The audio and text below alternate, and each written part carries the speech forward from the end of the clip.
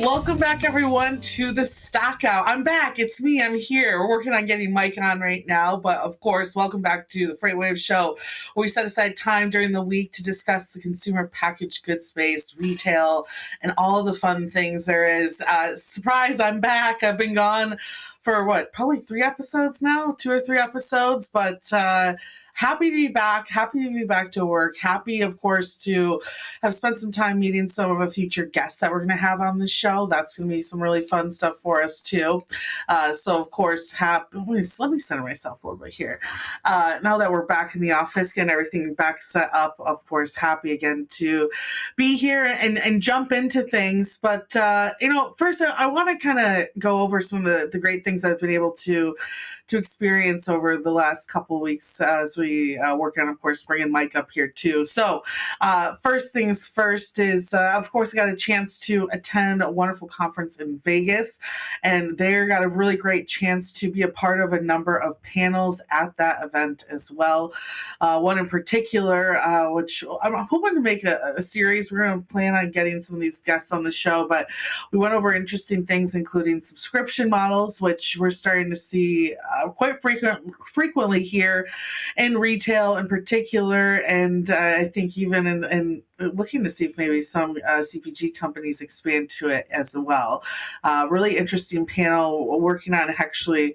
There's 3 different guests on there. There was one who helped package some subscription model businesses for companies like Disney and other big name brands like that as well. Another who actually put on a subscription model conference, and another a woman who works at a company that makes the best way to explain it is it makes a product that can track a lot of your heartbeats, your monitoring your heart, and of course kind of like the Apple Watch in particular, but something that you put in your bed that would also monitor your sleep as well, and how they use subscription models or are looking to actually implement a subscription model to add to their value for their customers too. So different ways of looking at how to add that to your product mix. Which was interesting is all 3 guests, one in particular we're going to have on in a couple weeks, hopefully, is less of when and how you can implement a subscription model, and more of a conversation of you should be already considering it, if not already implementing one in your business today, which I think can go across a lot of different businesses, but we'll stick to that too. Yeah. Let's see if I don't see Mike yet, but I can hear the crew back there. Okay, cool. Also, a big part of this event too was a nice chat and visibility, looking into, of course, how not only looking into visibility as, of course, of where is my shipment today, but more so the proactiveness of going through customs. As we see e-commerce continue to build, a big issue, of course, on top of that is can customs keep up with the expansion of e-commerce and the growth of that across our borders too, and how companies are using visibility products, or more of how customs is using visibility products in order to, of course, catch those who are not following the right guidelines when it comes to vendors and who we're using to bring products into the United States as well. That one was very interesting because we got some chat and some outlooks from those done in D&B and a number of different areas, companies in particular that help CPG and retail companies make those decisions with their vendors and make their supply chain not so much resilient but predictive and able to switch at any moment in time. In the election that we're seeing today, of course, it's interesting because there could be a possibility where we're looking again at tariffs in certain areas, kind of going back to that 2008. I want to say late 18, early 19 problems that we saw a lot of companies, especially I'd say even more so those in raw materials, struggle with when it came to different tariff regulations and having to consider who your vendors are as well. So those are a couple of topics that I got a chance to talk about in Vegas in a couple of panels. Happy to do that, and we're going to bring a couple of those panels here to the Stockout over the next couple couple weeks as well. So watch out for those. And of course, for everyone watching, make sure that you're a part of our newsletter too. Head to freightwaves.com, click on the Stockout at the top of the page, and you can add that as well. Now, on top of that too, now that we're on the agenda of things to make sure that you do as a Stockout community member, make sure as well that check out any of our latest newsletters and our newsletter coming out this week too, to get a discount code for our next event that's actually going to be in Atlanta in June, from June 4th to the 5th. Of course, happy to see the future supply chain taking place in one of my favorite cities. We've last time had this event in Cleveland that went really, really well and had a really great outcome, and guests that were able to go to that. I've heard snippets of some of our guests that will be at this event, and I'm not going to drop those names yet, but trust me, you're going to want to go. So why not get your tickets early? Check out our discount code in our newsletter and make sure that you guys are signing up for that event too. I'm excited to see you all there.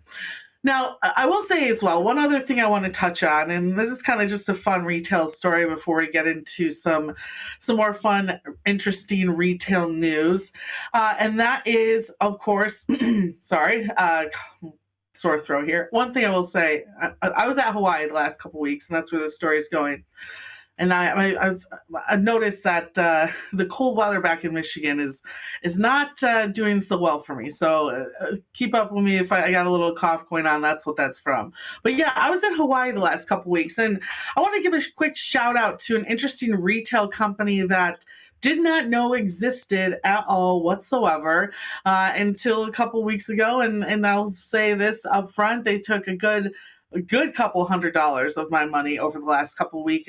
And that's a company called ABC Stores. Now, if anyone has ever been to Hawaii, you might have seen these in Las Vegas. There's a few of them there, but in Hawaii in particular, I like to call them almost the 7-Elevens of Hawaii. If anyone has gone there, especially talking about the main island, Oahu, Honolulu, Waikiki Beach,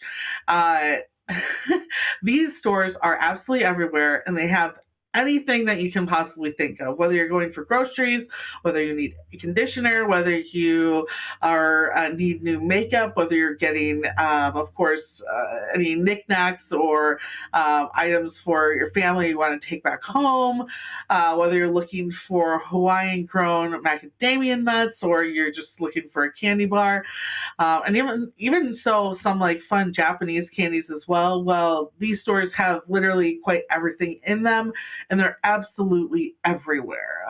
Absolutely everywhere. But 1.5 square radius of Waikiki Beach itself has over 34 of these stores alone.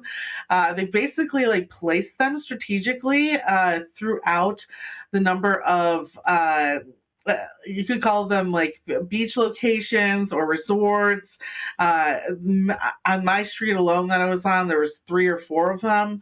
Easy to get to, in and out. They've got this really interesting rewards program, as we talk about, right? Rewards, seeing more of those programs within some of our favorite retailers. They've got this rewards program where if you spend over $300, you start to get like souvenirs and stuff like that. And you go into them thinking, whoa, am I going to spend $300 here?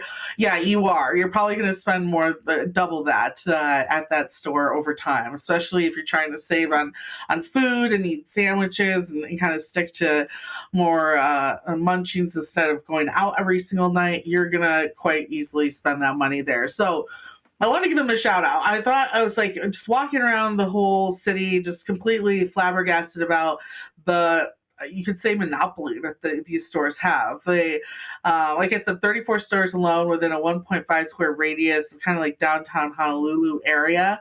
And spread out from there, I think they have over 73 stores. 58 of them are in Hawaii alone. They have some in Las Vegas, Guam, etc. They have over $230 million in sales every year and about 1,500 people employed. Happiest employees I've ever seen too. So a shout out to those stores because they are just completely taking over. It's funny. People have actually called them on this island alcohol beverage control stores, ABC stores, because they've done this absolutely incredible job of taking the liquor laws there and the amount of space that needs to be between each liquor store. And they've plotted themselves perfectly so that basically no other liquor store can exist within the radius of their stores alone. So in a way, they have created kind of this monopoly that's kind of fascinating to see. That other people call ABC are all blocks covered because they literally are everywhere you can think of. They started in 1930s as kind of like a pharmacy store, it sounds like, and then as tourism grew, they took advantage of that, placed themselves in strategic areas, and are now basically ruling over this whole area. And again, if you've ever seen them, you know exactly what I'm talking about. I was considering wearing my ABC store shirt on this episode just to kind of put that into play, but shout out to them. It's an incredible, again, business model. It's a family-owned business, and they've just continued to grow and grow and grow as tourism has grown. Another thing I kind of learned at Hawaii, which was easy to feel and tell around the city, is they have very low crime because they understand the importance of tourism to their overall economy. So it's just the friendliness of it all is, I will say, a little bit of island fever. You know, this is my first kind of like a tropical vacation, and love Hawaii, but could not live there full time. I'll say that for sure. You kind of get this feeling of like being out in the middle of literally nowhere at some point in time.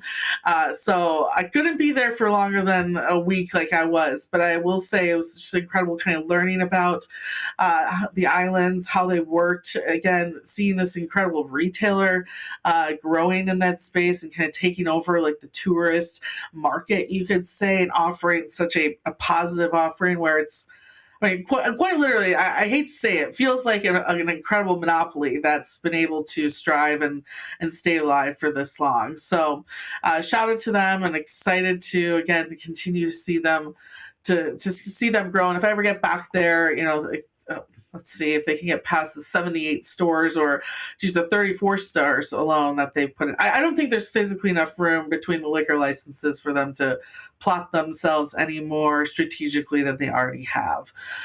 And then looks like Mike, unfortunately, probably won't be making this episode. I haven't seen him so far. So we're going to dive into some of the big areas that we want to talk about today. And one in particular is an interesting article that came out, more of an interview on CNBC between a number of very large companies, including Skims, which, by the way, working on getting their supply chain companies on this show, Neiman Marcus, a bunch of smaller retailers, Figs, Sam's Club, which is not small at all, Under Armour, and Walmart, a number of different leaders, just to talk about overall where retail seems to be going. And so as I've been gone, a lot of these are areas that I've talked about in this show and at Point of Sale too. So happy to dive into a lot of these in particular. First one that we're going to touch on here, of course, is these more small, efficient in-person stores that they can also use as fulfillment centers. Now, I think this is a outcome or maybe a strategy that's come out of the pandemic that people have seen and realized that, okay, this is actually a really good way for us to continue to grow and consider in our overall fulfillment strategies.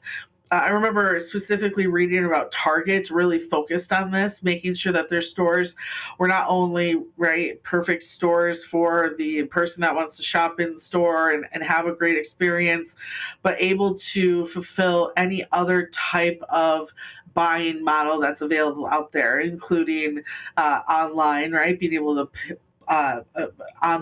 fulfill an online order through delivery at a local store, but also give consumers the ability to pick up that online order at their stores.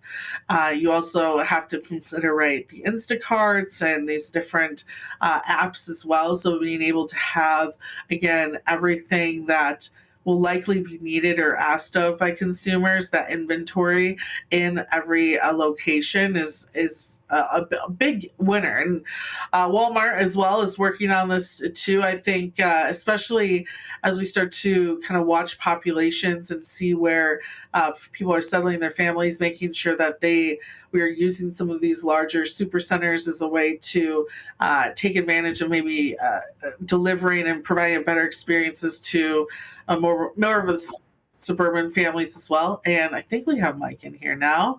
Let's see here.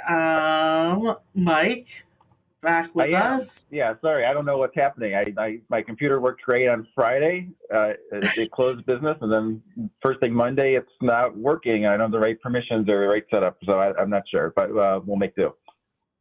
Yeah, well, hey, that's how President's Day goes. You just never know when it comes to tech. Happy to hear your voice and happy to have you back on. Since clearly it's been, I think, 3 episodes since I've been here. Can you tell me a little bit about some of the guests and stuff that we talked about over the last couple of weeks? Yeah, so I think sort of going forward, we have some good ones scheduled. I mean, that one from Sunset Transportation. I'm going to talk about how shippers should be positioning themselves with the potential change in the freight markets coming later this year. I mean, some debate about when exactly it's going to happen, but it seems like that'll it happen at least eventually. Either sooner or later. Talked a lot the last couple of weeks about some of the changes in commodity costs, where we've had pretty significant, decrease in the cost of some of these sort of basic commodities. You sort of think of the most visible ones like corn and wheat, but then at the same time, some of the commodities that are grown elsewhere, like cocoa and sugar. Some of the difficult growing conditions around the world have really increased the price of those commodities. So for the other CPG companies that use a variety of those input measures, they're sort of seeing mixed things on costs, and so there's not quite the same, cut to your CPG prices as maybe people might think. So spend a lot of time, talking about that. Well, we just started going over some of these retail themes, and we're discussing more about the fulfillment centers and using some of these stores as fulfillment centers as well. And we're just about to dive into the fact that they're looking for just overall store experiences too. Do you want to touch on a little bit of what you pulled from the CNBC interview / article? Yeah, so I thought it was a really good article. I mean, the one thing that stood out from my weekend reading, and I'm like, well, this was a really well done article because they talked to so many people who are executives in the retail space, and so I think this theme of using the retail store as a mini distribution center or a fulfillment center, I think that's an important theme, and it gets to this. Can you really have the supply chain integrated properly in order to do that? So it really is truly a channel experience, omni-channel experience, where you're using this very same inventory, where someone comes into the store versus online versus pickup. Those aren't, separate things. In order to really have efficiency, you need to do that. What sort of stood out is that none of the executives thought that the retail stores are really going away. I mean, maybe they need to be smaller footprint, more deliberate. Maybe they need to be in better locations. Maybe they really need to use the square foot, more effectively. But it's really the consumers like to do the research online, then come in to make sure they're actually buying the right thing. Or if they buy it online, it's easier to return it, in the store than to go through the hassle of taking it to UPS or post office or something. So it when you have the stores as a fulfillment center, it enhances how quickly the products can get to the end consumer, because Amazon has made the expectation of the consumer that they can get something, in some cases 2 days, in some cases same day, within a couple of hours. And so it's really a big advantage that Walmart has, is that there are just so many stores that most of the population's within a few miles of a Walmart, so they're the ones that's really going to be able to compete effectively, on the service. But those companies that have more stores, going to be able to do that too. And then it does bring up this question of, okay, what's the right level of inventory? Do you need more inventory if these stores are essentially distribution centers, because it causes just more redundancy? there, which is possible. And then if you look at that, then it's like, well, you combine that with the inventory to sales ratio, which already seems low, then it seems like there's going to be more demand coming for freight transportation. Well, another point that was brought up too, and within the article was a lot of the technology that we're seeing some of these retailers use, specifically AI and forecast demand. And I think wrapping that point to this one, being able to forecast and have a better idea of, for instance, if I'm searching online for a certain object and it's clear that I'm likely want to purchase this, or maybe I'm going to go in store and buy it, being able to watch those trends and predict what your consumers are likely going to want to purchase over the week or the next week, and moving that inventory particularly as well, or having certain offerings, or maybe influencers in particular going showcasing your brand and knowing, okay, because of this influence, we're likely going to see an uptick in this particular product. So moving that right into these certain maybe regions or stores earlier to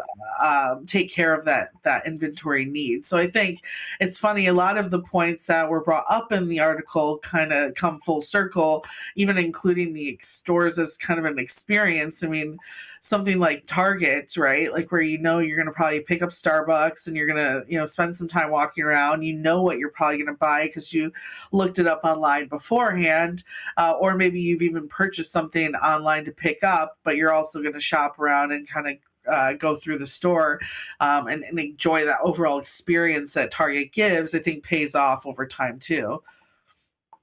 Yeah, I think that's right. I think that's why, like, GameStop is a dying business model. I mean, set aside all the meme stock stuff. I mean, it's a dying business. I mean, and that's just because it's just, you can buy the products elsewhere. It's more convenient to buy them online. And why would you go to a store? Because it's like this completely miserable experience. If it was like super fun, then there'd be a reason to go in. Yeah, exactly. And I think you're seeing that more. We're seeing pop-up shops more too from online brands like Adidas does this quite frequently. Then they're doing certain drops. We brought up Skims. Skims does that too. There's a number of companies that I think are figuring out, okay, let's see how we can strategically use the store, even outside of just inventory, but like in this like influencer, kind of Instagram way where people are coming here and purchasing our new line of items as an experience that comes with the item, and less of just a one-stop transaction.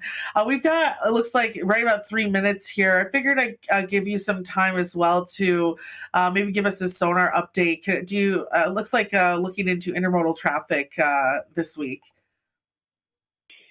Yeah, so there's a lot of interesting things to pull from intermodal traffic currently. And one of the things that really stands out to me is when you compare the intermodal data that we have, which we call our O-rail data, when you compare that to the AAR data, what's really clear that's not apparent from the AAR data is that it's really being driven by the international intermodal volume. So the overall AAR data, up about 8%, but when you break that up, 8% year to date, break that between domestic and international. I have domestic up a little over 1%. I have international up 16.7%. So it's really being driven by a lot of the imports that are coming in. You look at that CSTEU import volume. So that's maritime import containers passing through U.S. customs. That's up about 8%. And then when you look at the forward-looking, data series for ocean, import, bookings, look at that, that's up like 35% year over year. Now, it is against a really easy comp, but the ordering of capacity, so capacity bookings on the ocean is really much more in line this year with 2021 and 2022 levels, so well above the sort of the depressed levels last year, and then it really looked sort of in line with those more robust years. We're right up until Chinese New Year, and so all that sort of translates to improved freight demand, particularly on the international intermodal side, but some of that finds its way into domestic intermodal market as well. I mean, right at the moment, the rail service levels, seem pretty strong. but we'll see if anything changes with the activist pressure on Norfolk Southern, one of the Eastern Class 1 U.S. railroads. I think there is, sufficient capacity now on the intermodal side, in addition to the truckload side. You're seeing some of the rates, come down pretty substantially. Our index for intermodal contract rates is down about 10% year over year, year to date.